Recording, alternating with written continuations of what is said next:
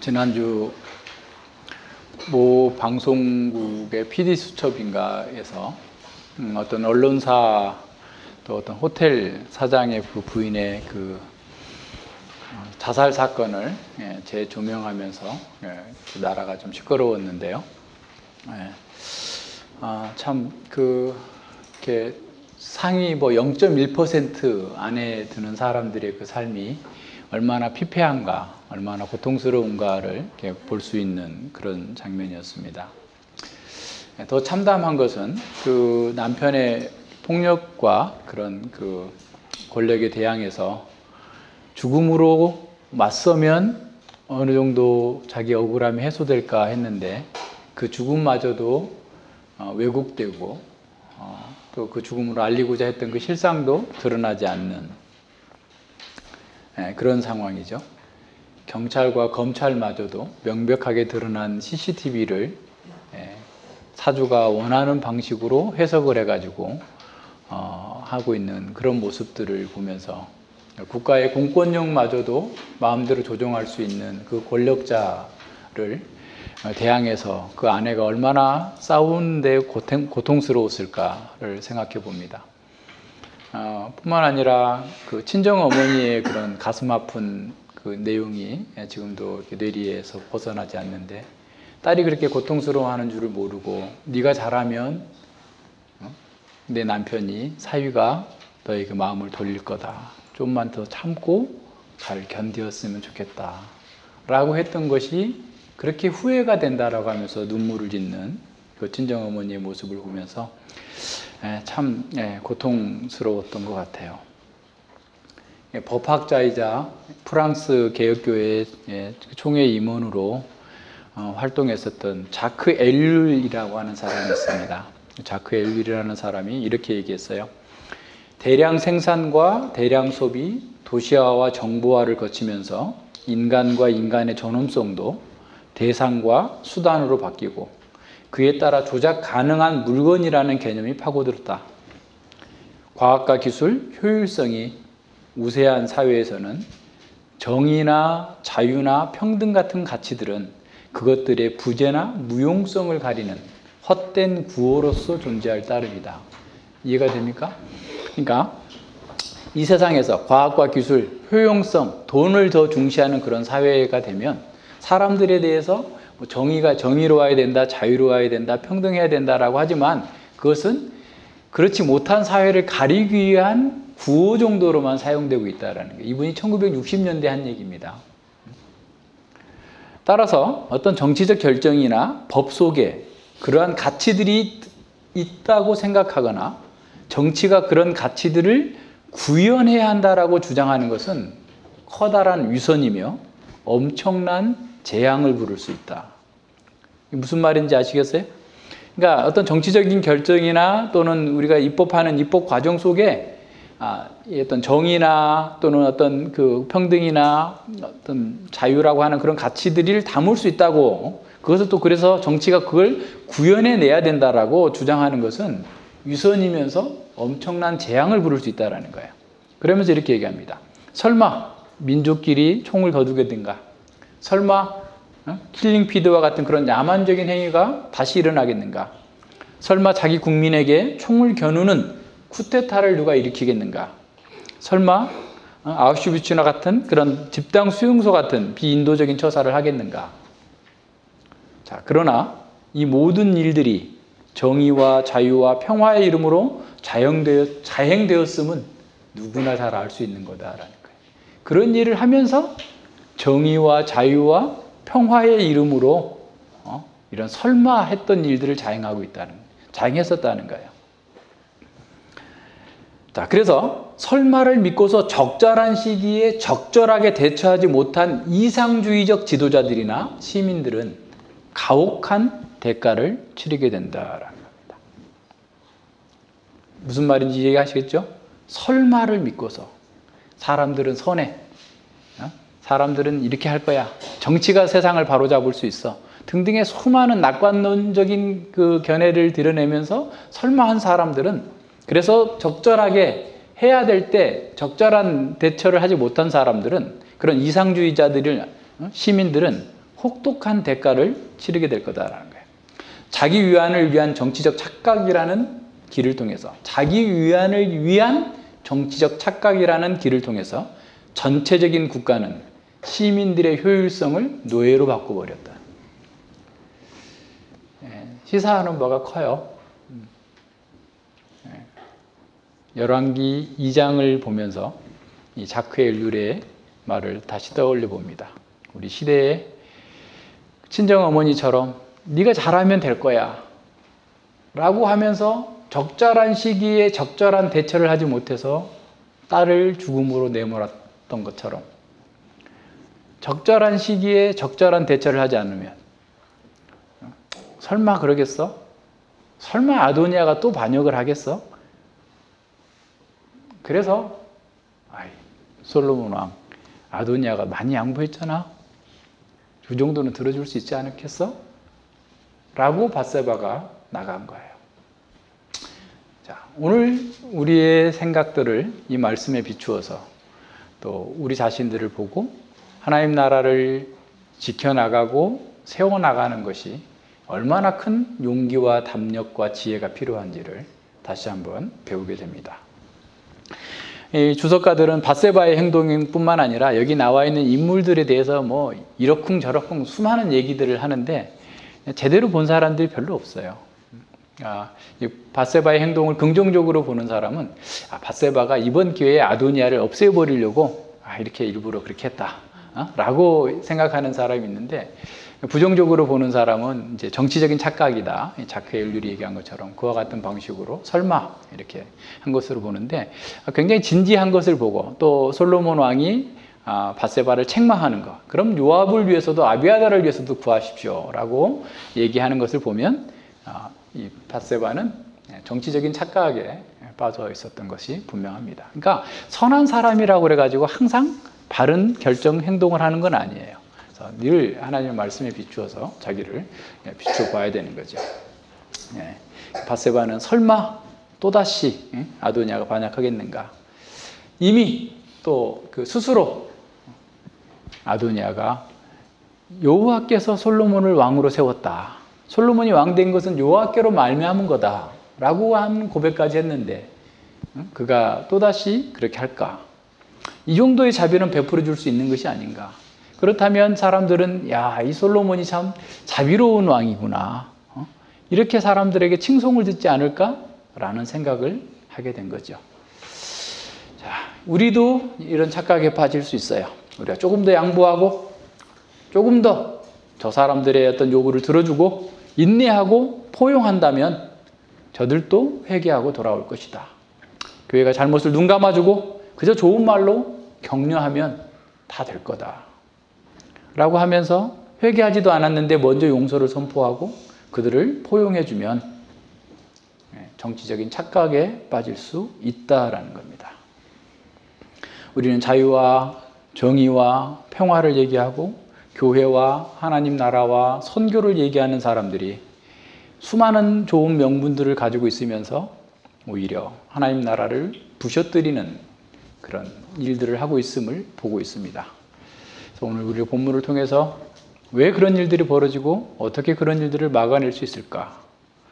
우리 세대에 주어진 사명을 어떻게 감당할 수 있을까를 생각해 보게 됩니다. 열왕기상 1장에서는 누가 왕이 될 것인가? 노쇠해진 다윗을 이어서 누가 왕이 될 것인가? 라고 하는 그 위기적 상황이 솔로몬이 왕이 됨으로써 정리가 됐어요. 근데 2장에 이제 솔로몬이 왕이 되었는데 과연 솔로몬이 하나님 나라를 잘 바톤을 이어서 잘 할 수 있을 것인가? 이제 약관 20세 정도밖에 안 된 솔로몬이 이 쟁쟁한 노회한 정치인들과 힘을 가진 자들을 어떻게 제압하면서 이 나라를 이끌어갈 수 있을 것인가에 대한 질문이 지금 이 열왕기상 2장에 담겨져 있습니다. 반역을 도모했던 사람들은 하나도 지금 처리되지 않았어요. 다 건재한 사람입니다. 이런 상황 속에서 다윗은 이제 죽을 날이 얼마 안 남아서 솔로몬에게 유언을 하고 있는 겁니다. 유언을 했어도 유언을 집행할 수 있는 능력이 없다면 아무 소용이 없는 거죠. 솔로몬이 과연 전국을 안정시키고 그 시대에 주어진 사명을 감당할 수 있을 것인가? 그것에 대한 답이 열왕기상 2장입니다. 그래서 열왕기 저자는 이 열왕기상 2장에 아주 핵심적인 단어를 3번을 써가지고 딱 그거에 대한 답을 줘요. 쿤이라는 단어인데, 히브리어 단어인데 견고케 하다라는 말입니다. 그러니까 12절에서 견고케 하다, 46절에서 견고케 되었다. 그 다음에 24절에서 나를 세워라는 말이 나오는데 나를 세우다라는 말도 견고케 하다예요. 여호와께서 나를 견고케 하여서 왕이 되게 하셨다.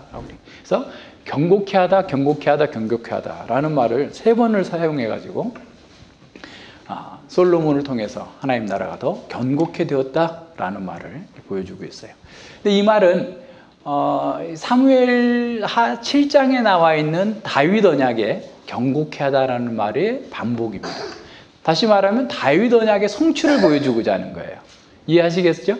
그러니까 다윗 언약에서 하나님께서 솔로몬을 통해서 다시 말해서 그 다윗 언약의 그 사무엘하 7장 12, 13절에 보면 다윗의 아들의 나라를 견고케 하겠다 약속하셨고 나는 그의 나라의 왕위를 영원히 견고케 하리라 하셨는데 그 견고케 하신다라는 그 약속이 다윗 언약이 성취되고 있음을 보여주고 있는 거예요. 그래서 열왕기 저자는 1장뿐만 아니라 2장에서도 하나님의 언약이 어떻게 성취되고 완전하게 성취되고 있는가를 보여주고 있어요. 그래서 우리가 열왕기상 2장을 볼 때도 이 저자가 보여주고자 하는 그 관점을 잘 따라가야 돼요. 그래서 언약의 성취의 관점을 좀 보여주고 있기 때문에 그 관점에 비추어서 해석해야 되는 거죠. 근데 이 언약이 하나님의 언약이 성취되는데 초자연적인 어떤 방법으로 성취되는 것이 아니라 언약에 신실한 그 사람을 통해서 언약을 이루어 나가시는 거예요. 그래서 언약에 따라서 담대하고 신실하게 행하는 사람을 통해서 하나님의 언약이 이루어지게 하는 거죠. 그래서 언약의 사람 솔로몬은 하나님 나라를 뒤흔들 수 있는 모든 원수들을 제거함으로써 하나님 나라를 견고케 한 거죠. 그래서 다윗이 죽는 날이 임박하자 솔로몬에게 유언을 하는 거예요. 유언의 내용은 2절로 9절까지인데 2절로부터 4절까지는 원리입니다. 원리. 어떻게 견고할 것인가에 대한 원리고 5절부터 9절까지는 좀 더 상세한 내용들을 구체적인 그 일들을 하라는 건데 원리는 한마디로 말하면 너는 힘써 대장부가 되라. 하나님 나라의 왕이 된 너 약관의 나이 이제 20살밖에 안 됐어. 우리 표현우 형제가 20살이죠? 표현우 형제가 지금 온 나라를 다스리게 됐다고 생각해 보세요. 그런 상황에서 지금 70세 된 늙은 다윗이 너는 힘써 대장부가 되라 라고 하는 말의 첫 번째예요. 힘써 대장부가 되지 않으면 이스라엘 나라뿐만 아니라 네 앞감당도 못하고 너 목숨도 잃어버릴 거야. 지금 그런 의미가 담겨 있는 거예요. 힘쓰라라는 말은 강하라, 강해져라. 그러니까 여호수아가 여호수아서 1장에 모세의 바톤을 이어서 이스라엘 백성을 가나안 땅으로 인도할 때 마음을 강하게 하고 담대히 하라. 강하게 하라. 그 말이에요. 네 마음을 너는 강하게 하라. 그리고 대장부가 되라. 용사가 되라. 용사가 되라. 너는 강한 용사가 되라. 라는 말이에요. 하나님 나라의 왕은, 하나님 나라의 백성들은 강한 용사가 되지 않으면 이 나라를 상속받을 수 없다라는 거예요. 이 나라의, 하나님 나라의 계승을 이뤄낼 수 없다라는 겁니다. 그러니까 무엇보다 중요한 것은 그가 돈이 더 많아야 되고 더 뭔가를 더 가져야 되는 것이 아니라 너가 하나님 말씀 앞에서 강하고 담대한 용사가 되라라는 거예요. 강한 용사가 되어야만 된다라는 거예요. 그래야만 이 하나님 나라를 지켜낼 수 있고 하나님 나라의 사명을 감당해낼 수 있다라는 겁니다. 3절에 보십시오. 자, 내 하나님 여호와의 명을 지켜 그 길로 행하여 그 법률과 계명과 율례와 증거를 모세의 율법에 기록된 대로 지키라. 그리하면 내가 무릇 무엇을 하든지 어디로 가든지 형통할지니라 그랬어요. 하나님께서 택하신 이스라엘의 왕, 지도자의 자격 어디에 나오죠? 신명기 나오죠? 신명기 17장 14절 20절에 나오는데 거기에 있는 말씀을 인용했어요. 그렇다면 우리는 늘 이렇게 생각해야 돼요. 성경 저자가 신명기 뒷부분만 17장 14절 24절에서 뒷부분만 인용했어도 그 앞부분을 다 지금 포함하고 인용했다라는 것을 알고서 그 앞부분까지 이렇게 봐야 됩니다. 그러니까 신명기에서 이스라엘이 왕이 될 사람의 자격이 어떤 거냐죠. 먼저는 너희 형제 중에서 이방인이 왕이 되면 안 되는 거예요. 그래서 헤롯 가문이 굉장히 그 큰 결함이 있었던 거예요. 헤롯은 이두메 사람이거든요. 에돔 사람이에요. 그러니까 이스라엘 왕이 될 수 있는 자격이 없는 거야. 그러다 보니까 자꾸 하수몬가에 유대인 정통 사람들과 결혼을 해가지고 자신들이 유대인이다라는 것을 자꾸 이렇게 증거하고 나타낸 겁니다. 신명기에 근거한 거예요. 그러니까 신명기 17장에서 먼저는 형제 중에서, 그리고 두 번째는 하나님께서 택하신 자예요. 그러니까 하나님이 택한 자가 이스라엘의 왕이 되는 것이지 사람들이 인기 투표로 뽑는 게 아니에요. 투표에서 뽑는 게 아니에요. 하나님께서 택하신 거예요. 투표를 했다 할지라도 하나님의 택하심을 증거하는 것이죠. 직분자를 뽑을 때도 하나님의 택하신 사람이에요. 자, 그러면서 이스라엘 왕이 해야 될 건 뭐냐면 세 가지 부정적인 거예요. 하지 말라는 거예요.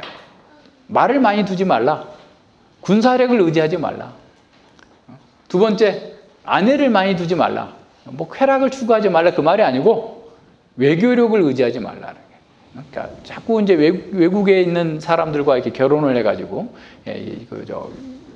정략 결혼을 하는 거죠. 그러다 보면 아내들이 많이 생기는 게 외교력을 의지하지 말고, 세 번째, 은금을 많이 쌓지 말라. 경제력을 의지하지 말라. 그리고 뭘 의지하라? 지금 여기 있는 말씀을 지켜 행하라. 제사장이 써놓은 그 율법의 말씀을 늘 등사해서 복사해서 계속 읽고 그 배우고 그 배운 대로 가르치고 또 백성들에게도 그렇게 할 수 있도록 하라라는 겁니다. 이스라엘의 나라는 군사력이나 경제력이나 외교력으로 유지되고 지탱되는 그런 나라가 아닙니다. 이스라엘은 여호와를 사랑하고 여호와께서 주신 법을 따라서 행함으로써 안전하게 보호되는 그런 나라입니다. 4절 보세요. 여호와께서 내 일에 대하여, 이 일, 왕의 자기가 했던 그 왕의 일에 대하여 말씀하시기를 만일 내 자손이 그 길을 삼가 마음을 다하고 성품을 다하고 다하여 진실이 내 앞에서 행하면 이스라엘 왕위에 오를 사람이 내게서 끊어지지 아니하리라 하는 말씀을 확실히 이루어지게 하리라. 분명히 그렇게 하시겠다고 약속하셨으니 너는 그렇게 해야만 된다. 다른 거 의지하지 말고 말씀에 따라서 여호와를 사랑하고 여호와의 말씀을 따라서 행하라. 그리하면 이 나라는 견고하게 될 것이다 라고 말씀하고 있는 거죠. 그러니까 이스라엘의 왕조의 지속 여부는 사람의 능력이나 지혜나 힘으로서 되어지는 것이 아니라 하나님의 말씀을 순종하느냐에 달려있다라는 거예요. 우리에게도 마찬가지예요. 우리가 성공하느냐 실패하느냐는 얼마나 많은 돈을 가졌느냐, 얼마나 많은 능력을 가졌느냐가 아니라 여호와의 말씀을 순종하느냐, 여호와를 사랑하느냐에 달린 거예요. 이스라엘 왕에게 주어진 그런 유혹은 오늘 우리에게 주어진 유혹과 똑같아요. 네. 자, 우리도 돈 많아야 돼. 네. 돈이 있어야지. 사람들과 네트워크가 중요해. 그래서 사람들하고 자꾸 만나는 거. 또 어떤 거 있어요? 힘을 가져야 돼. 이런 방식으로 계속 뭔가를 자기 인생을 해결해 내가려고 하지만 하나님께서는 그게 아니다라는 거예요. 이스라엘 왕은 오히려 그런 것들 때문에 망하게 될 거다. 실제로 이스라엘 역사가 그걸 보여주고 있잖아요. 하나님을 의지해야 하라고 그렇게 선지자들이 얘기했는데도 안 해요, 안 해. 바벨론 의지하고 애굽 의지하고 그러다가 결국 망했잖아요. 우리도 역시 마찬가지예요. 하나님 말씀대로 행하면 형통하리라.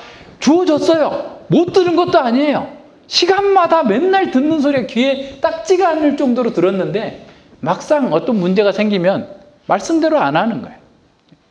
세상을 의지하고 오빠 찾아가고 누구 찾아가고 이렇게 사람 찾아다니면서 그 문제를 풀려고 하니까 안 되는 거예요. 이러한 유혹을 이기기 위해서 강한 용사가 돼야 돼요. 이런 유혹을 이길 수 있으려면 강한 용사가 되지 않으면 이길 수 없는 겁니다. 우리에게도 동일한 거예요. 세상에 주는 압력, 압박, 유혹, 그게 너무 크고 강해요. 그것을 이길 수 있으려면 내가 힘써 강한 용사가 되지 않으면 이겨낼 수 없습니다.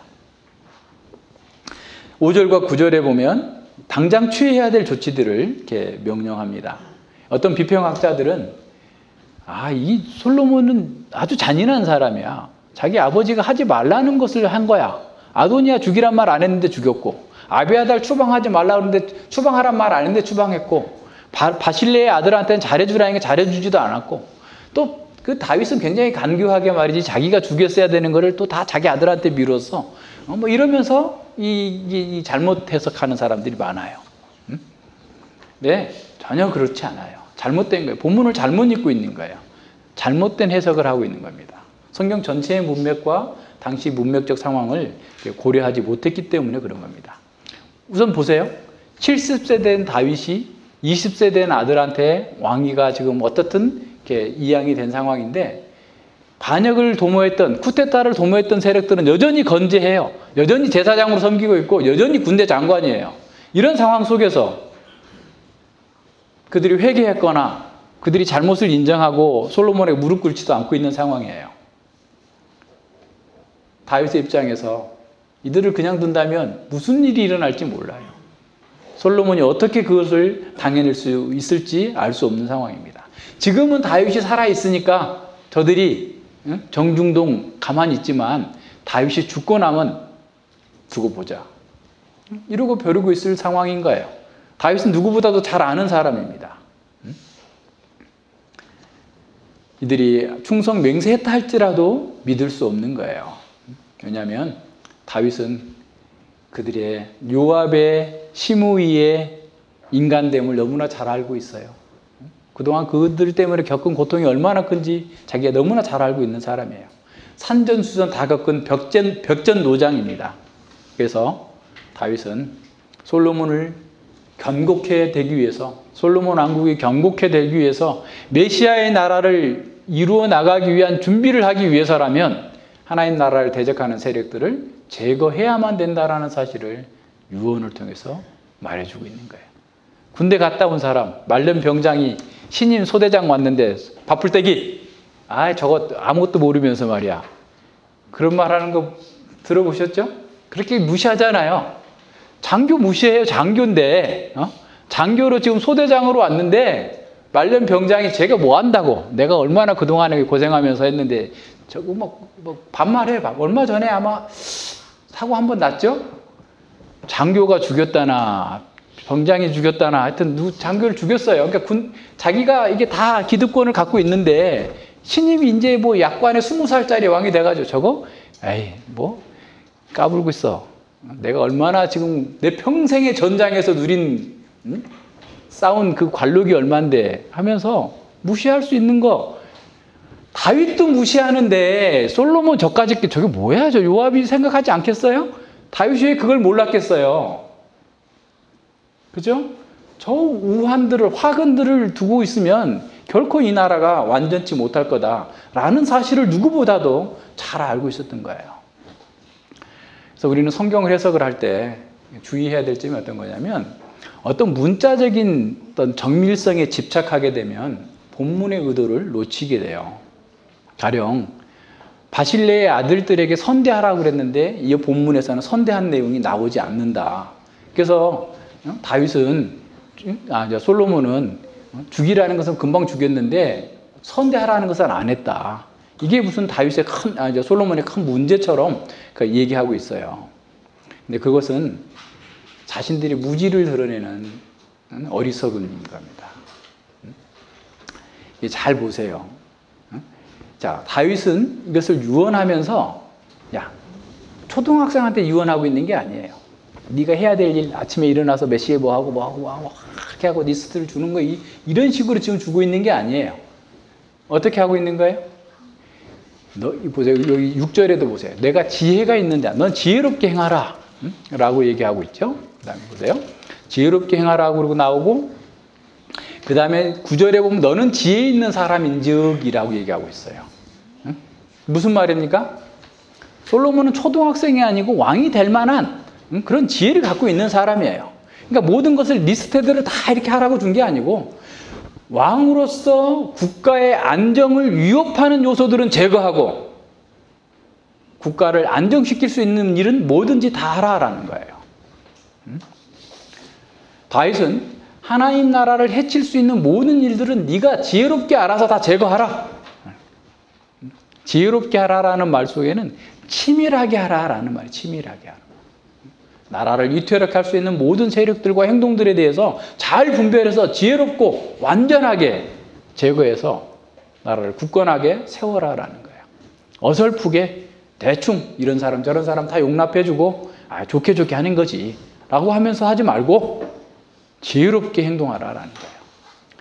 그들이 어떤 말을 하든지 간에 그 말뿐만 아니라 그 말 속에 담겨있는 의도를 정확하게 분별해내서 정치적인 착각에 빠지지 말고 지혜롭게 행동하라라고 유언한 겁니다.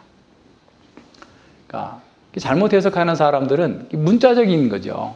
그러니까 이런 거예요. 가령 오늘 이제 여러분, 어린이 여러분, 오늘 이제 봄이 됐으니까 우리 다 같이 예배당 안팎을 열심히 청소합시다. 이렇게 제가 얘기를 했다고 칩시다.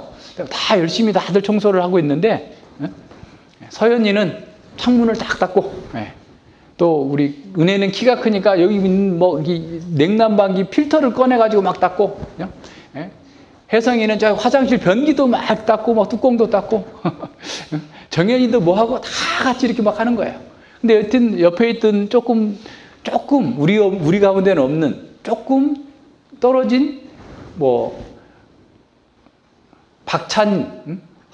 박찬영이 만약 있다면 박찬영이 야, 너 왜 그거 해? 목사님 그거 하지 말라고 그랬잖아. 하라고 안 했잖아. 누가 필터 청소하라고 그랬어? 누가 청소하라고 그랬어? 너 잘못된 거야. 그거 하면 안 되는 거야. 마치 그렇게 얘기하고 있는 거나 마찬가지예요. 다윗이 지금 솔로몬에게 했던 그 얘기의 핵심을 놓쳐버리고 문자적으로 왜 이건 하라고 그랬는데 안 하고 이건 하지 말라 했는데 했냐, 하라지도 않았는데 했느냐 라고 해석하는 사람들이 문제지, 지금 본문의 저자의 의도를 파악하지 못하고 자기 생각에서 그렇게 보는 사람이 문제인 거지 성경에는 아무 문제 없어요. 너무 분명하게 지혜롭게 해서 경고케 되었다라고 아예 딱 저자가 얘기해 주고 있잖아요. 저자의 의도를 따라가서 봐야지 자꾸 저자가 의도하지 않는 내용들을 자기가 읽어가지고 솔로몬이 잘못됐네, 다윗이 잘못됐네 이런 식의 얘기하면 안 되는 거예요. 이게 자신들의 그 해석하기 기본도 모르는 사람들이 어떤 하나의 단어 하나 가지고서 그게 마치 다인 것처럼 이렇게 생각하기도 하고 문자적인 어떤 그 정밀주의로 가다가 잘못 가는 경우가 굉장히 많아요. 학자들 같은 경우 더 그래요. 주석을 쓰는 사람들이 그러고 있는 거예요. 자, 솔로몬은 힘써 대장부가 되었어요. 그래서 지혜롭게 행했어요. 그래서 바로 그 3장에 솔로몬의 지혜가 나와요. 그러니까 이 저자의 의도가 얼마나 중요해요, 지금. 여기서 솔로몬에 대한 비난이나 또는 다윗에 대한 비난은 전혀 없어요.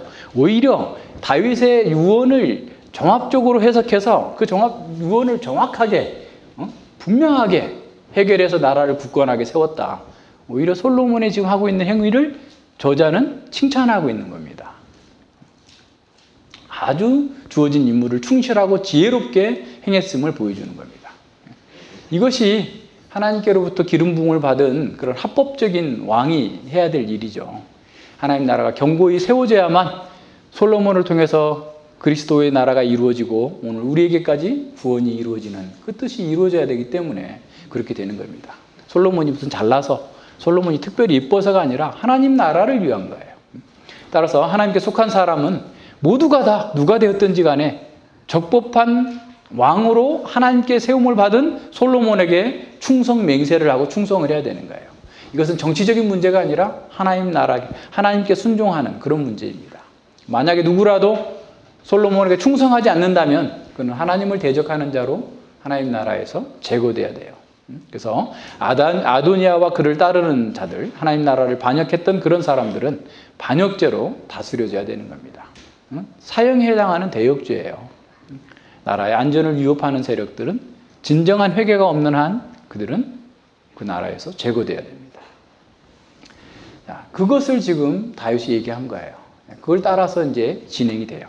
10절과 11절에서는 다윗이 이제 40년 동안의 이스라엘 왕으로서 아주 탁월한 일을 하고 이렇게 장사되었다라는 사실을 보여줍니다. 그러면서 12절부터 이제 한 세트로 묶어져요. 그러니까 이제 인클루저 구조예요. 심히 견고해졌더라, 그리고 견고해졌더라. 그래서 12절과 46절이 이게 하나로 다윗의 유언대로 솔로몬이 지혜롭게 행동해서 그 나라가 견고해졌다라고 하는 것이 본문의 핵심입니다. 자, 솔로몬이 제거해야 할 대상들은 하나님 나라를 위해서 일하는 게 아니라 하나님 나라를 파괴하기 위해서 일하는 사람들, 자기 정욕을 추구하는 사람들을 제거하라라는 겁니다. 그래서 이제 그 상황을 이렇게 봅니다. 그러니까 이미 핫깃의 아들 아도니아는 반역을 했다가 실패해서 살기 위해서 목숨만 살려달라고 제단에 뿔을 잡고 있었어요. 그랬을 때 솔로몬이 맹세를 하죠. 네가 선하다면 계속 살지만 만약에 악을 행한다면 너는 죽을 거다 라고 맹세하고 돌려보냈어요. 기회를 준 거예요. 다시 살 수 있는 기회를 준 겁니다. 그래서 아도니아는 솔로몬에게 감사하고 충성하겠다는 의미로 절까지 하고 갔는데 다시 다윗 왕이 죽자, 자기 아버지가 죽자 솔로몬을 감쌀 수 있는 울타리가 없어졌다는 것을 생각하면서 이제 다시 반역을 하기 시작한 겁니다. 아도니아는 새로운 방식으로 도발을 진행합니다. 이런 계책을 찾기 위해서 얼마나 아도니아가 정신을 집중했을지 한번 생각해 보세요. 밥 먹을 때도, 잠잘 때도, 길 갈 때도 어떻게 하면 이걸 무너뜨릴 수 있을까? 어떻게 하면 내가 저걸 빼앗을 수 있을까? 온통 그 생각에만 집중되어 있을 거예요. 이 계책을 만들어내기 위해서 얼마나 많은 사람들에게 자문을 구했을까?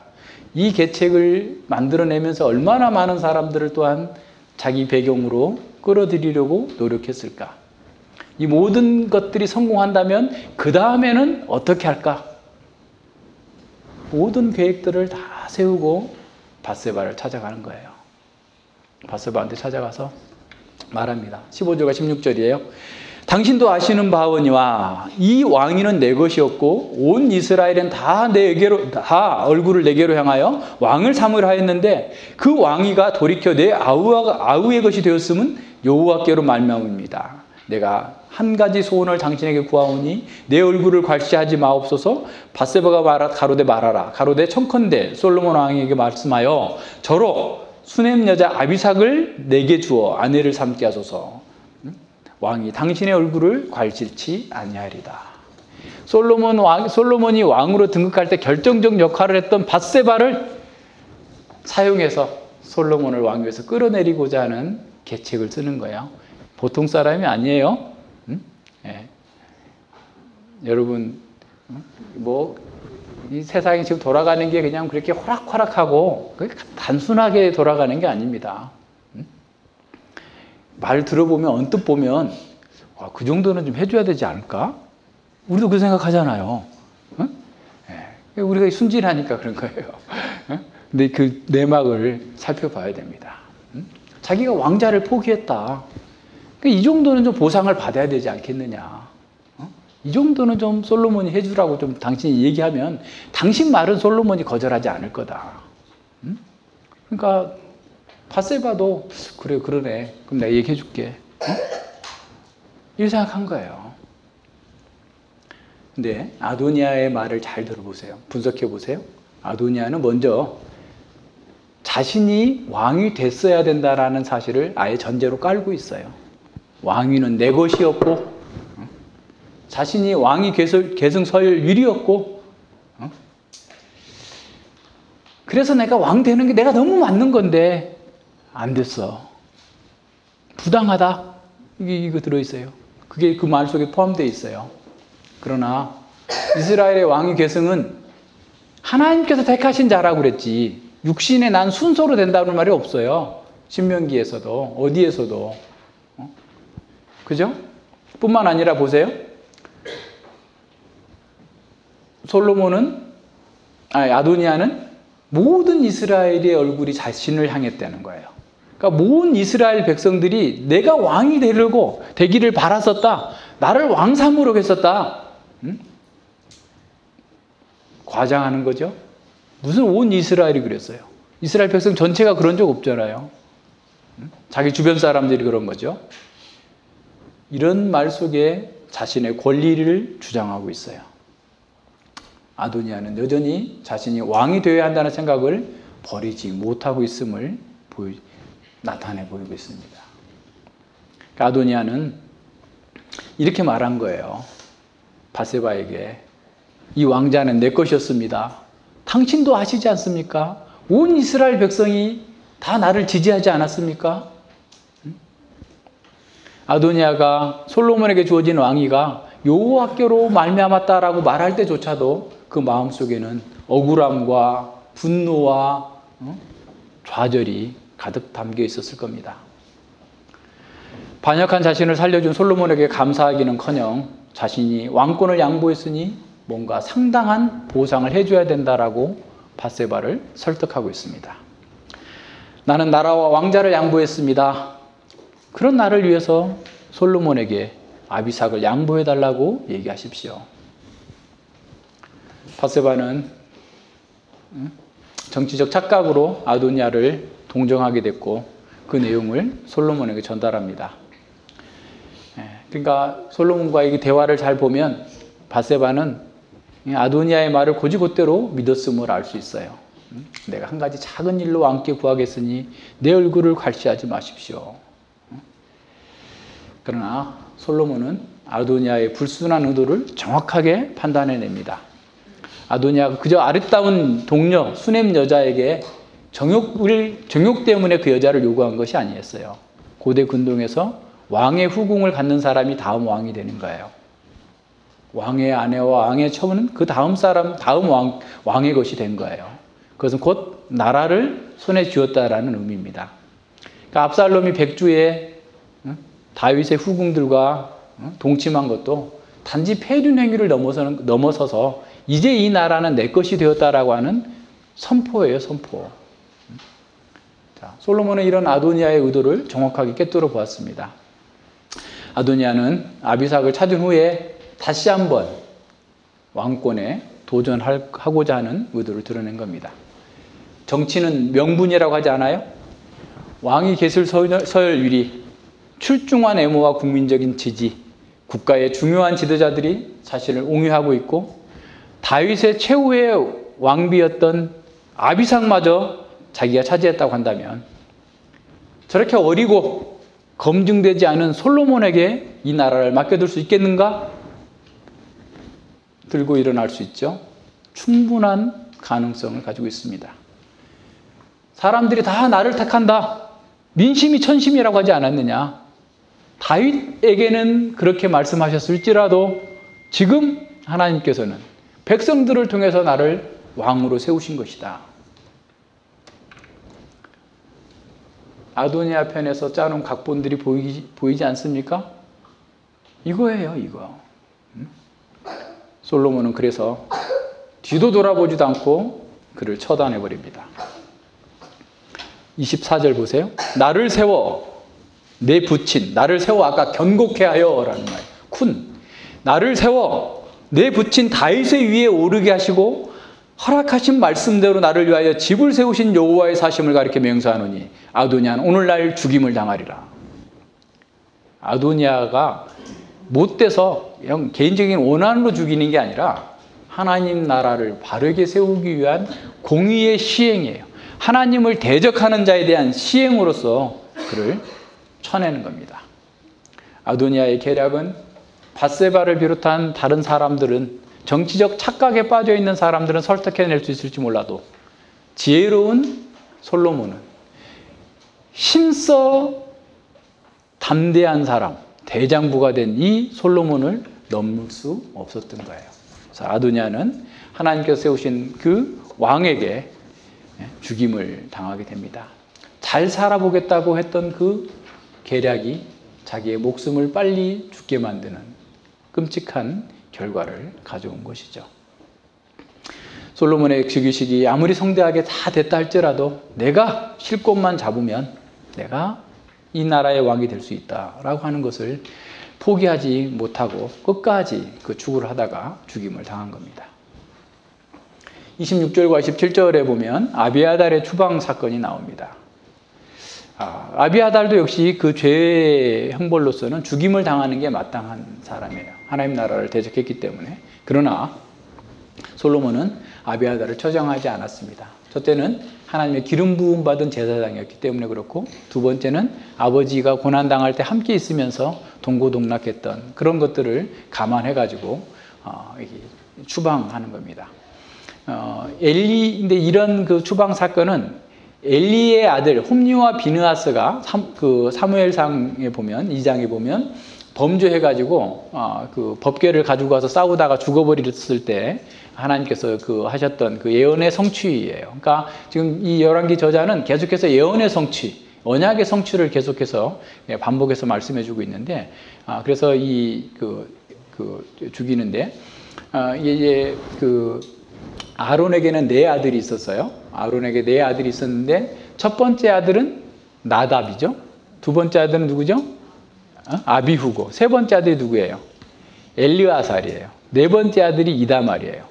그러니까 이 지금 엘리는 네 번째 아들 이다말 계통이에요. 그래서 엘리와 그다음에 엘리의 아들 홈리와 비느하스가 동시에 죽고, 그 비느하스의 아들이 엘리멜렉이었어요. 그러니까 사울에게 죽임을 당한 제사장이에요. 그의 아들이 죽임을 당하면서 다 죽어버렸어요. 다 죽었는데 그 중에 살아남은 사람이 아비아달이에요. 그래서 이제 다윗에게 피해서 다윗에게 에봇을 가져와서 늘 이렇게 하나님께서 주시는 그 말씀을 가르쳤던 사람이죠. 그때 이 엘리의 범죄, 엘리와 엘리의 두 제사장, 두 아들의 범죄로 인해서 그들이 제사장 부군을 파해버리겠다라고 하신 그 말씀이 120년, 130년 후에 여기서 성취되는 거예요. 그러면서 이제 세 번째, 아론의 세 번째 아들 엘리아셀의 그 계통의 그 사독이 예수님 오실 때까지 제사장 직분을 계속하게 되는 그런 상황입니다. 그래서 원래 노비인데 거기가 원래 그 노베에서 죽었잖아요. 노베에서 죽었는데 그 노베 지명을 내가 계속 찾아보니까 아나돗하고 노바하고 같은 것 같아요. 위치가 예루살렘으로부터 북쪽 한 5km 정도 이렇게 되는 데인데, 아니면 그 주변이거나, 그러니까 이제 아나돗으로 추방당하죠. 나중에 아나돗에서 유명한 사람이 나와요. 누구죠? 에레미야가 아나돗 사람이에요. 그래서 이제 에레미야가 이 엘리의 뭐 후손인지 어쩐지 그건 알 수 없지만 어쨌든 에레미야의 고향입니다. 그래서 열왕기 저자는 하나님의 말씀이 더딘 것처럼 보이지만 반드시 성취된다라는 것을 이렇게 말씀해 주십니다. 그래서 아비아달이 하나님의 말씀을 멸시하고 이렇게 살아서 심판을 받았는 것처럼 하나님의 뜻을 조롱하고 자기 욕망을 쫓은 사람들에게 심판이 올 거다라는 사실을 보여주고 있는 거예요. 그러니까 생명을 얻기를 원하는 사람은 회개하고 하나님의 말씀대로 나아가면 하나님께 자비를 베푸시지만, 끝까지 고집부리고 자기 방식대로 사는 사람들에게는 심판받게 될 것이다 라는 사실을 보여줍니다. 28절로 35절도 요압이 처형되는 그런 그 상황이 나타나죠. 요압은 이스라엘의 그 용사였어요. 그러나 항상 자기 이익을 위해서 일했습니다. 자기의 지위를 위태롭게 할 수 있는 사람들은 다 제거해버립니다. 그래서 이제 이런 소식을 들었어요. 아비아달 추방당하고 아도니아까지 죽었다라는 소식을 듣고 이제 같이 모의했겠죠. 요압도 보지 않아도 뻔하잖아요. 그래서 이제 살고자 제단 뿔을 잡았어요. 아도니아가 제단 뿔 잡아서 살았으니까 혹시나 해서 이제 마지막 방법으로 제단 뿔을 잡았는데, 제단 뿔을 잡은 것이 살 수가 없어요. 왜냐하면 이스라엘의 도피성은 그 무시로 잘 모르고, 그러니까 실수로 살인을 했을 때는 살 수 있어요. 그러나 고의로 살인한 사람은 살릴 수 없어요. 그래서 끌어내서 죽이라고 합니다. 죽어요. 36절로 46절에도 보면, 그러니까 솔로몬이 이 죽인 것도 하나님의 공의의 심판을 대행하고 있음을 기억해야 돼요. 자기 감정으로 죽인 게 아닙니다. 이런 잘 생각해야 돼요. 그래서 36절, 46절은 이제 시므이가 처형당하는 과정이 나오는데, 이 시므이는 사울 가문에 속한 아주 유력한 사람입니다. 그러니까 다윗이 압살롬에게 쫓겨서 몽진 갈 때, 피난 갈 때 막 돌을 던지고 막 저주하고 온갖 그 못된 말을 다 했었는데, 또 다윗이 이기고 돌아오니까 또 금방 다윗에게 가가지고 그래서 살려달라고 해서 살려줬는데, 다윗은 죽이지 않겠다. 이스라엘의 통합을 위해서 시므이를 죽이지 않은 거예요. 그래서 맹세를 하면 살려줬지만 솔로몬에게는 그렇게 해야 될 이유가 없어요. 솔로몬이 명세한 거 아니기 때문에. 그래서 이제 알아서 지혜롭게 처리하라라고 이렇게 다윗이 유언을 하고 갔죠. 그래서 솔로몬은 서두르지 않고 아주 지혜롭게 행동합니다. 일단 베냐민에서 계속 있으면 거기서 또 무슨 짓을 할지 모르니까 너 예루살렘에 하나 집 짓고 예루살렘에서만 살아. 가택연금 시킨 거예요. 그러니까 지금 어떤 전직 대통령이 지금 가택연금 당하고 있는데, 거기는 이제 성 안에서만 그래도 활동할 수 있도록 이렇게까지 집과 성 안에서 예루살렘 성을 떠나면 넌 죽는다라고 하면서 맹세까지 하고, 난 떠나면 죽겠습니다 라고 하고 살려뒀더니 3년 후에 이 부자거든요. 유력자니까 부자예요. 시므이의 종로 두 놈이 도망간 거예요. 그것도 블레셋으로. 아기스 왕한테 도망갔다는 소식이 들려왔어. 이 못된 놈들이 어딨어. 재산이에요, 재산. 종은 재산이잖아요. 요셉이 은 몇에 팔리죠? 20냥에 팔려요, 20냥. 그러니까 적어도 은 40은 좀 40세기를 도망간 거야. 가서 잡아온 거예요. 그래서 이제 그 발각이 돼서 시므이도 죽임을 당해요. 하나님의 말씀과 하나님의 나라의 규칙과 이런 것보다 자기 욕망, 자기 돈을 더 중요하게 여긴 사람은 결국 심판받아 마땅한 거고 죽은 거예요. 자, 하나님 나라는 완성에 이르기까지 수많은 도전과 그 어려움에 직면하게 됩니다. 외부의 도전, 내부의 혼란이 끊이지 않습니다. 따라서 하나님의 백성들은 모두 힘써 대장부가 되어야만 합니다. 연약한 성도들이 없을 수는 없지만 우리의 목표는 모두가 다 강한 군사가 돼야 돼요. 그래서 우리에게 주어진 책무를 잘 감당해야 됩니다. 지난주에 오셨던 장로님이 우리 교회는 군대 같대, 군대. 아이들이 막 찬송도 크게 부르고 막 그냥 활기차고 넘치게, 자기네 교회에서 보기 어려울 정도로 막 그 활력이 넘친다. 군대 같다라고 하는데, 진짜 우리가 강한 군사가 돼서 강한 군대가 돼야 돼요. 교회는 맨날 위로받기 위해서 막 링겔 좀 놔주세요, 아파요, 머리 아파요 하면서 누워있는 야전 병원이 아니라 전투 진지, 총 공급받고, 총알 공급받고, 수류탄 공급받고, 안전무장 군장하고 싸울 준비하고 나가는 그런 전투 진지와 같이 돼야 돼요. 힘써 대장부가 되지 않으면 하나님을 거부하는 세상 속에서 하나님의 말씀을 지켜서 행할 수 있는 능력이 없는 거죠. 힘을 가진 자들이 규칙을 만든다라고 하는 세상판, 대중판 황금률이 진리인 것처럼 여겨지는 세상입니다. 그래서 얼마나 큰 힘을 발휘하든지, 그 말이 힘을 가진 자가 규칙을 정한다 라는 말이 얼마나 큰 힘을 가지든지, 교회 안에 다니는 사람들도, 교회 사람들도 다 힘을 가져야 된다라고 하면서 발벗고 뛰고 있는 거죠. 자, 힘을 가진 자들, 지식의 힘을 가진 자든 돈의 힘을 가진 자든 여론의 힘을 가진 자들은 무슨 힘을 가졌든지 간에 자신들이 유리한 방식으로 규칙을 만들고 그것을 다른 사람에게 강제해요. 문제는 그런 규칙이 그리스도인들에게서 진리를 떠나게 한다는 것, 신앙의 양심을 더럽힌다는 겁니다. 우리는 매일 수없이 많은 그런 소리를 들어요. TV와 라디오와 영화와 학교와 직장에서 힘의 원리를 따라 살아야 성공할 수 있다. 실제로 그런 사람들이 성공하는 것처럼 보입니다. 그래서 사람들도 그런 것을 따라가기 위해서 몰려다녀요. 그래서 많은 성경을 가르치는 교사들도 왜곡하는 거예요. 하나님 나라는 세상에 번영을 주는 나라다. 예수님은 우리에게 모든 치료를 주고 성공하게 하시려고 죽으셨다. 하나님 나라는 힘으로 확장되는 거다. 복음은 세상의 영광을 더 얻도록 만들어주는 지름길처럼 소개하고 있는 거죠. 이런 말들이 교회 안팎에서 쏟아져 나오고 있습니다. 우리가 힘써 대장부가 되지 않는다면 이 말씀을 따라서 분별하면서 살아갈 수 없는 거죠. 요한계시록은 묵시문학이에요. 묵시문학의 목적은 1차적으로 장래를 예언하는 것이 아니라 현실이 세상이 어떠한지를 폭로해 주는 겁니다.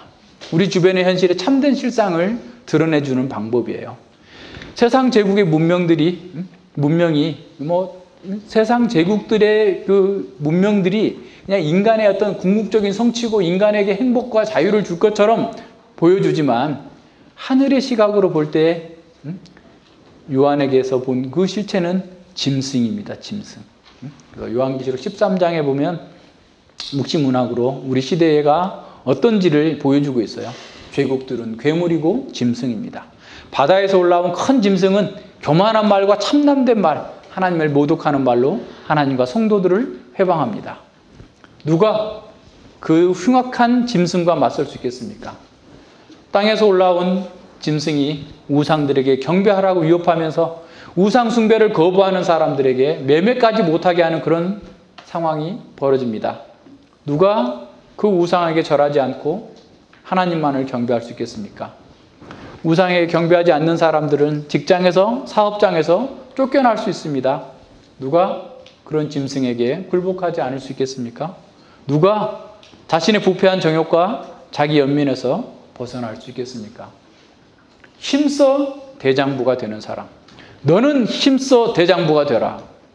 다윗의 유언은 오늘 우리가 이 세상 속에서 하나님 나라를 이루어 나가기 위해서 반드시 필요한 명심해야 될 말씀입니다.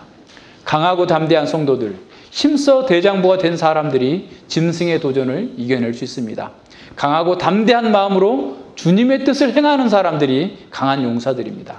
우리와 왕이신 예수 그리스도에게 마음을 다하고 성품을 다하고 사랑하는 사람이 강한 용사들입니다. 하나님은 그런 사람들에게 내가 무엇을 하든지 어디로 가든지 형통할 것이다 라고 약속하셨습니다. 우리가 비록 순교할지라도 우리는 망한 것이 아니라 형통한 것입니다. 두려워하는 자들은 이런저런 핑계를 대면서 다른 길을 찾을 것입니다. 그러나 그들은 이 땅에서 잠시 성공할지는 몰라도 하나님 나라의 극치에는 이르지 못할 것입니다. 강한 용사가 된 성도들은 지혜로운 사람들입니다. 지혜 있는 성도들은 무모하게 어떤 일들을 행하지 않습니다. 강하다고 무턱대고 들이받지 않습니다. 순진하게 다른 사람들의 말을 다 받아들이지도 않습니다. 진리로 선악을 분별하는 사람들입니다. 말씀에 비추어서 상황을 잘 파악하고 그 상황에 적절하게 대처하는 사람입니다. 말씀의 원리를 따라서 신중하게 점검하고 성령 하나님을 의지해서 기도하면서 지혜롭게 치밀하게 행동하는 사람입니다. 지정이가 조화롭게 성장하고 지식과 정서가 의지가 강하고 온전한 사람입니다. 그런 사람은 어떤 일들을 서둘러서 함으로써 일을 망치게 하거나 행동해야 될 때 행동하지 않아서 문제를 키우는 사람이 아닙니다.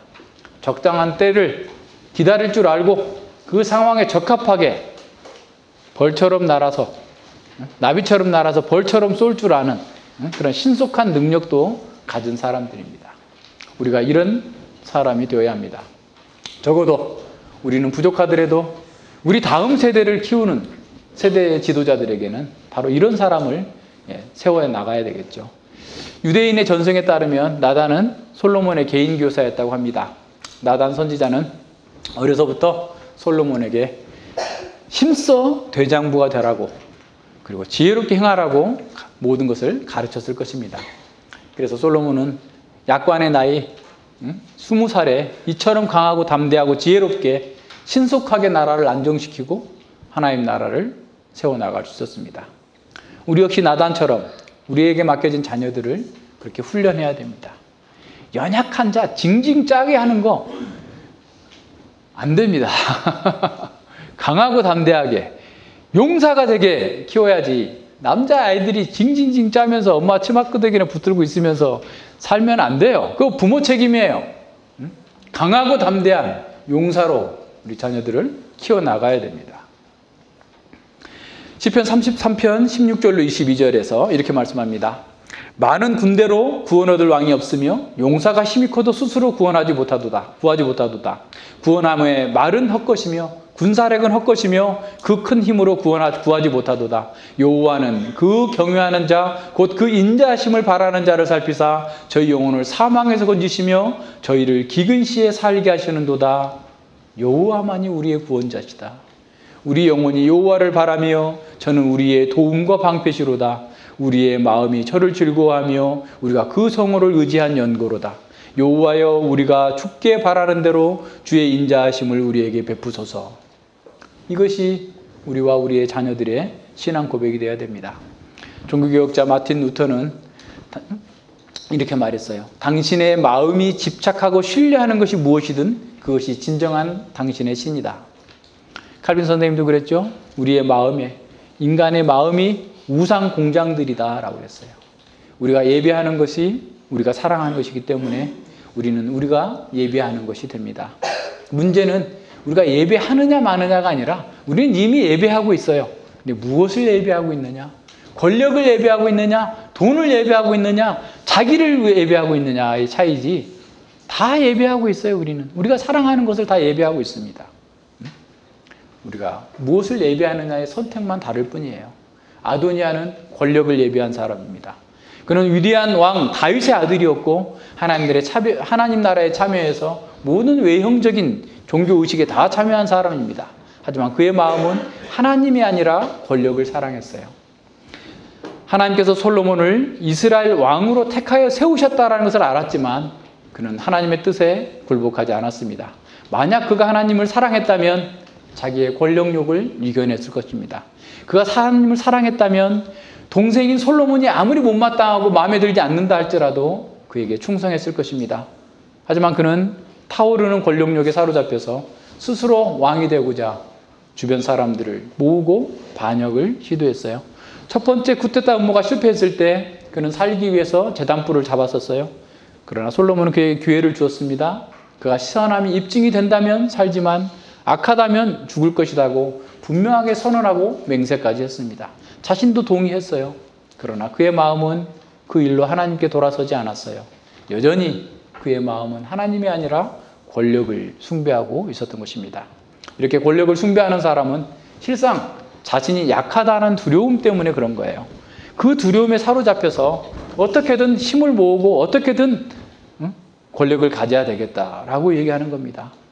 하나님이 아니라 권력을 통해서 자신의 안전을 지키려는 사람들은 편집적인 중독에 빠지게 됩니다. 한 번 야망, 정치도 국회의원 출마하는 사람이 계속 출마하죠. 떨어져도 계속 출마해요. 다 망할 때까지 출마해요. 우리 가족 중에도 그런 분이 계셨어요. 20년 동안 계속 계속. 있는 빌딩 다 하나씩 팔아가면서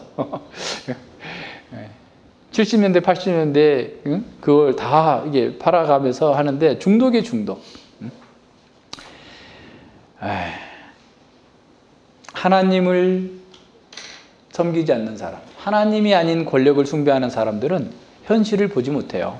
그래서 자기가 늘 자기중심적이기 때문에 자기가 되면 다 할 수 있을 거라 생각해요. 그래서 어리석은 행동을 하는 거예요. 우리 대통령들도 그렇고 국회의원들도 얼마나 그런 사람이 많아요. 자, 교회에 나와 있다고 해서 또 다 그렇게 되느냐? 아니다는 거예요. 우리 마음에 하나님이 아니라 권력을 예배하고 있다면 우리는 또다시 다른 사람을 지배할 수 있는 힘을 더 많이 얻을 수 있는 권력과 힘에 집착하게 될 겁니다. 그런 사람은 하나님 나라를 하나님 나라를 위해서 뭔가를 포기하면 더 많은 보상을 요구하는 거죠. 자신의 헌신의 대가로 교회에서 더 많은 영향력을 행사하기를 원하거나 자기가 더 많은 역할을 해야 된다라고 요구할 수도 있죠. 그러나 누구든지 헌신에 대한 보상을 요구한다면 그 보상이 무엇이든지 상관없이 그는 하나님 나라의 통치를 거부한 셈이 됩니다. 왜냐하면 그런 행동은 예수님의 긍휼과 사랑이 자신에게 부족하다라고 얘기하는 것과 마찬가지인 거예요. 결국 예수님이 아니라 자기가 왕이 되고자 하는 권력욕에 사로잡혀 있음을 보여주는 겁니다. 요압은 오랫동안 하나님 나라를 건설하는 데 기여하고 참여했던 사람입니다. 그러나 그는 결정적인 순간에 늘 하나님 나라보다 자기 권력과 자기 유익을 위해서 일했어요. 하나님 나라가 이런 사람들의 조력을 받는 것은 참 아이러니하죠. 하지만 하나님 나라를 위해서 천하게 사용되다 버려지는 그릇들이 있어요. 요압처럼 항상 자신이 우두머리가 돼야 되고 자기가 똑똑한 사람으로 인정받아야 한다고 생각하는 사람들, 그런 사람들은 자기 이익과 하나님 나라의 이익이 맞으면 물불 안 가리고 열심히 용감하게 일합니다. 그런 사람들도 사용하세요.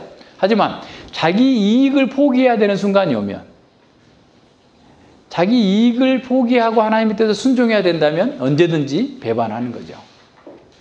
자, 요압과 같은 자들은 자신이 어리석고 자기 이익에 민감한 협잡꾼이라는 실체가 드러날까 봐서 두려워합니다. 그런 두려움 때문에 그들은 과도하게 자기 주장을 굽히지 않고 자기의 의견이나 행동에 반대하는 사람들을 제거하기 위해서 폭력을 사용하는 것도 마다하지 않아요. 자, 요압이 불행한 종말을 맞이한 것처럼 자기 영향력을 늘리기 위해서, 확대하기 위해서 폭력을 사용하는 자들도 동일한 징벌을 받게 될 것입니다. 요압이 많은 전공을 세운 건 사실이에요. 그를 통해서 하나님 나라와 하나님의 영광에 유익을 얻기도 했습니다. 하지만 그 결과로 하나님이 아닌 자기 영광을 추구했기 때문에 요압은 다윗의 용사들이 참여하는 명예의 전당에 들어가지 못했어요. 결국 그는 수치스러운 죽음을 맞이하게 됩니다. 누구든지 폭력적인 마음을 회개하지 않고 다른 사람을 시기하면서 자기가 원하는 것을 얻으려고 권력을 남용한다면 하나님 나라에서 그가 있을 자리는 없다라는 사실을 기억해야 됩니다. 우리를 구원할 수 있는 것은 진실한 회개, 그리고 죄를 속죄해 주시기 위한 그리스도의 보혈입니다. 요압처럼 간절한 마음으로 살기 위해서 자비를 구하는 것으로 충분하지 않습니다. 우리는 우리 죄에 대해서 진심 어린 회개가 필요합니다. 예수 그리스도께서 십자가에서 흘리신 그 보혈이 우리의 모든 죄를 깨끗하게 제해 줄 수 있어요. 하지만 그 보혈의 능력은 마음을 찢고 통회하는 심령 안에서만 나타납니다.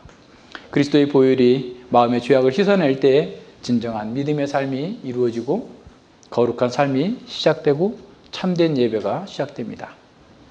시므이는 하나님보다 재물을 섬기다가 망한 사람입니다. 2명의 종을 되찾기 위해서 가석방의 조건을 어기고 자기 재산을 찾으려다가 그는 죽임을 당하게 된 거죠. 하나님보다 돈을 사랑한 사람, 하나님보다 자기의 영향력을, 힘을 숭배했던 사람, 결국 죽음으로 끝을 보게 됩니다. 아도니아, 요압, 시므이의 공통점은 하나님 나라 안에 거하면서도 하나님이 아닌 자기 욕망을 더 소중히 여기고 그것을 숭배했다는 것입니다. 이는 우리에게도 동일한 유혹과 위험입니다. 우리도 시므이처럼 하나님 나라보다 돈을 집착합니다. 전인을 헌상하겠다고 말은 하고 기도는 하지만 실제적인 헌금은 인색하게 합니다. 우리도 요압처럼 자기 영향력을 주장하기 위해서 폭력적인 말로 형제를 공격하려는 유혹에 직면합니다. 우리도 아도니아처럼 하나님이 아니라 권력을 숭배하려는 유혹을 받습니다. 우리에게 원하는 것을 주셨을 때 우리는 하나님께 감사합니다. 그러나 현실적인 힘이 더 많은 것을 약속한다면 언제든지 하나님을 버리고 그것을 따라가려고 하는 성향들이 우리에게 있어요. 그것은 우리가 하나님을 왕이 아니라 그저 종으로 여기는 것과 다를 바 없습니다. 진정한 예배는 어떤 대상이나 어떤 물건보다 하나님을 사랑하는 것입니다. 하나님을 최우선순위에 두지 않는 것은 모두가 다 우상숭배입니다. 우리는 먼저 하나님 나라와 그의 의를 구해야 되는데 자기 나라와 자기 의를 세우고자 하는 것이죠. 이는 우리가 권력에 집착할 때나 또 우리가 폭력의 말을 할 때나 이기적으로 돈을 사용할 때마다 우리가 그런 유혹의 시험에 들었다는 사실이 드러나게 됩니다. 솔로몬이 하나님 나라의 원수들을 대적했던 것처럼, 진멸했던 것처럼 예수님께서 하나님 나라의 가장 강력한 원수인 사탄과 죄와 사망을 이기셨습니다. 예수님께서 우리가 받아야 할 마땅한 형벌까지 당하셨기 때문에 우리는 거기에서 자유케 되었습니다. 이제 우리 안에 남아있는 죄들 또한 예수님께서 진멸해 주시기를 기도하면서 힘써 대장부처럼 이 죄와 맞서서 싸워야 됩니다. 우리의 싸움은 더 적극적으로 하나님 나라를 최우선순위에 둘 때 큰 승리를 맛보게 될 것입니다. 우리의 마음에 하나님의 나라와 그분의 뜻을 최우선순위에 뒀다면 우리의 몸, 우리의 시간, 우리의 은행 계좌에서 그것이 그렇다라는 사실이 드러나 보여져야 됩니다. 우리의 재물과 우리의 은사가 하나님 나라를 사용하게 될 때 우리가 우리 속에 있는 우상을 이기고 세상을 이길 수 있습니다. 우리가 참된 예배자와 배교자의 그 차이는 감사에 달려있다고 그랬죠. 참된 예배자는 감사하기 때문에 모든 삶에서 활력이 있어요. 그러나 아무리 많이 가졌어도 우상을 섬기는 사람은 만족하지 못하기 때문에 괴롭습니다. 자기 스스로도 어려워요. 여호와께 감사하는 사람만이 영원한 문명, 하늘에 있는 문명을 세울 수 있습니다. 땅에 가져올 수 있어요. 반석 위에 집을 세울 수 있어요. 홍수가 난다 할지라도 그들은 안전을 보장받게 됩니다. 제임스 스미스라고 하는 그 신학자가 쓴 말을 제가 좀 인용했는데요. 같이 읽고 마치겠습니다. 제자도는 암과 믿음의 문제라기보다 열망과 갈망의 문제다. 그분을 따르라는 예수님의 명령은 우리의 사랑이나 갈망을 그분의 사랑이나 갈망과 일치시키라는 명령이다. 하나님이 원하는 것을 원하고 하나님이 욕망하는 바를 욕망하고 하나님이 열망하며 갈망하고 하나님이 모든 것 안에 모든 것이 되시는 세상을 간절히 구하라는 명령이다. 이것은 하나님 나라라는 말로 줄임말로 요약할 수 있는 전망이다. 우리가 이렇게 되길 바랍니다. 기도합니다. 하나님 아버지 감사드립니다. 주님께서 저희들에게 이 열왕기상 2장의 말씀을 통해서 하나님 나라를 세워나가고 하나님 나라를 보호하고 지키고 전진시켜 나가기 위해서 우리가 힘써 대장부가 되어야 된다는 사실을 깨달았습니다. 아버지 하나님, 저희들은 늘 연약하다라는 핑계로 늘 뒤로 물러앉아 있고 수동적으로 살고자 하고 이런저런 일들에서 피하려고 하지만 그것은 오히려 더 큰 위험을 내포한다는 사실을 깨닫게 하여 주시옵소서. 세상이 약하고 강한 만큼 우리가 더 하나님 앞에서 영적으로 무장되어지고 강한 군사가 되고 강한 용사가 되어져서 하나님의 뜻을 잘 구해낼 수 있기를 바라야 되고 그렇게 자라가야 된다는 사실을 보게 됩니다. 솔로몬이 지혜롭게 그 모든 상황들을 잘 파악하여서 하나님 나라를 세워갔던 것처럼 오늘 우리들 또한 하나님의 말씀으로 우리 자신과 세상을 바르게 분별하고 잘 통찰하여서 참으로 겉으로 보이는 화려한 예모, 겉으로 보이는 그런 말에 속지 아니하고 참으로 하나님 말씀대로 모든 것들을 잘 분별하여서 하나님의 뜻을 이루어 나가는 거룩한 교회로 거룩한 사명을 감당하는 그러한 각자로서 성장해 갈 수 있도록 함께하여 주시옵소서. 우리 가운데 하나님보다 더 앞세우고 하나님보다 숭배하고 있는 것이 무엇인지를 밝히 보게 하시고 그러한 죄들을 죽이기 위해서 더 힘써서 용사가 될 수 있기를 원하옵나니 주께서 더욱더 말씀을 통해서 저희들을 강하게 하시고 굳건하게 하시고 주님의 영광을 위해서 저희들을 이끌어 주시옵소서. 감사드리며 예수님 이름으로 기도드립니다. 아멘.